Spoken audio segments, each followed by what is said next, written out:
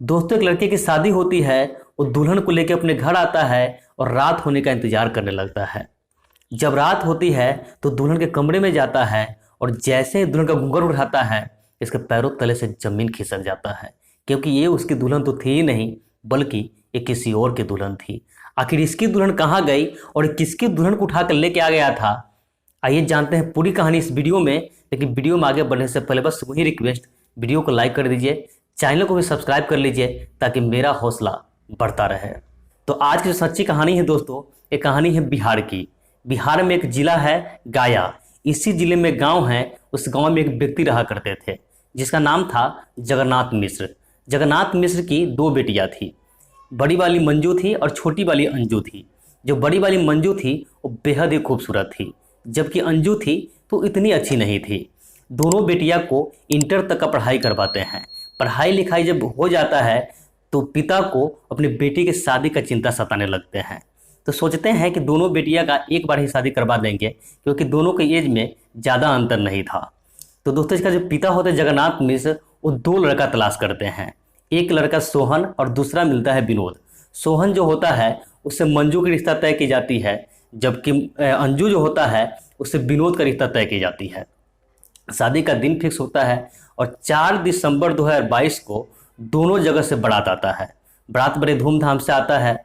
शादी की पूरी अच्छी खासी तैयारियां थी। तो यहाँ शादी वादी होती है, बहुत धूमधाम से सब कुछ अरेंज था। तो जो मंजू थी वो सोहन के साथ साथ प्यार लेती है और अंजू थी वो विनोद के साथ साथ प्यार लेती है। दोनों एक ही मंडप पे, एक ही जयमाले के स्टेज पे, सब कुछ एक ही जगह होता है। शादी ब्याह जब अच्छे से संपन्न हो जाता है तो अगले दिन विदाई की बारी आती है। तो विदाई जिस समय हो रहा था, इधर मंजू भी बहुत रोए जा रही थी और इधर अंजू भी बहुत रोए जा रही थी। दोनों लड़कियां अपने माँ से चिपक के एकदम समझिए फुकासी पार पार के रोए जा रही थी। इसमें क्या होता है, जो मंजू होती है वो गलती से विनोद की गाड़ी में बैठ जाती है, जबकि जो अंजू होती है वो सोहन की गाड़ी में बैठ जाती है। जब दोनों आदमी गाड़ी खुल जाता है, दोनों लड़की अपने अपने घर ससुराल चली जाती है। दिन भर तो किसी को कुछ पता नहीं चलता है। लेकिन जब रात होता है तो इधर जो विनोद था वो अंजू के कमरे में जाता है। तो ये तो देखता है कि भाई मेरी बीवी तो ये थी नहीं, ये तो बहुत अच्छी बीवी है। जबकि उधर सोहन जो था वो जब अंदर जाता है और दुल्हन का कमरा उठाता है तो उसके तो पैरों तले से ज़मीन खिसक जाता है, क्योंकि उसकी जो बीवी मंजू थी वो तो बहुत सुंदर थी, जबकि अंजू अच्छी नहीं थी। अब तो एकदम इस शौक हो जाता है कि भाई ये क्या हुआ। अब तुरंत वहाँ से नीचे उतरता है बेड पे से और गाड़ी उठाता है। गाड़ी उठाकर अपने एक दोस्त को ले लेता है साथ में और पहुंच जाता है अपनी बीवी मंजू को ढूंढने, जो कि विनोद के घर चली गई थी। वहां जाता है तो विनोद के घर वाले को बताता है कि इस तरीके की बात है कि गलती से मेरी बीवी यहाँ पे आ गई है। अब जो उसे घर वाले होते हैं, विनोद के कमरे में जाता है, विनोद को आवाज़ देता है। विनोद घर के बाहर आता है। अब विनोद घर के बाहर आता है तो दुल्हन को लौटाने से मना कर देता है। वो कहता है कि अब जो जिसके पास गई है वो उसके पास ही रहेगी। अब तो कस के बवाल हो जाता है। तरह तरह के लोग इससे रिश्तेदार सब आ जाते हैं। किसी तरह मामला को शांत करते हैं। कहते हैं आज रात तुम दोनों आदमी एक साथ रहो, कल इसका फैसला हो जाएगा। अगले दिन गांव के जो अच्छे अच्छे लोग होते हैं वो सारे लोग आते हैं। इधर सोहन के परिवार के लोग भी आ जाते हैं।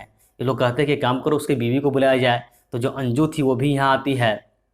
इसके लड़की का जो पिताजी जगन्नाथ मिश्र थे उनको ही बुलाया जाता है। अब सभी लोग से सारी बातें पूछी जाती है। तो फिर जगन्नाथ मिश्र कहते हैं कि नहीं, कि अंजू का जो है वो विनोद से की गई है, जबकि मंजू का सोहन के साथ की गई है। गलती से अदली बदली हो गई है। इसको बहुत समझाता है। इसके परिवार वाले भी कहते हैं कि जब तुम्हारी शादी अंजू से हुई है, तुम्हारे साथ तो अंजू ही रहेगी ना, और उसे मंजू का शादी सोहन से हुई तो मंजू उसके साथ जाएगी। किसी तरह समझा बुझा करके तब जाकर मंजू जाती है सोहन के साथ, और इधर जो अंजू होती है वो चली आती है विनोद के साथ। अगले दिन दोनों आदमी अपने अपने बीवी के साथ सुहाग रात मनाते हैं। तो दोस्तों, मेरा ये कहानी कैसा लगा आप हमें कमेंट करके ज़रूर बताएं। तो मिलते हैं ऐसे ही किसी नेक्स्ट वीडियो में। जब तक के लिए जय हिंद, वंदे मातरम।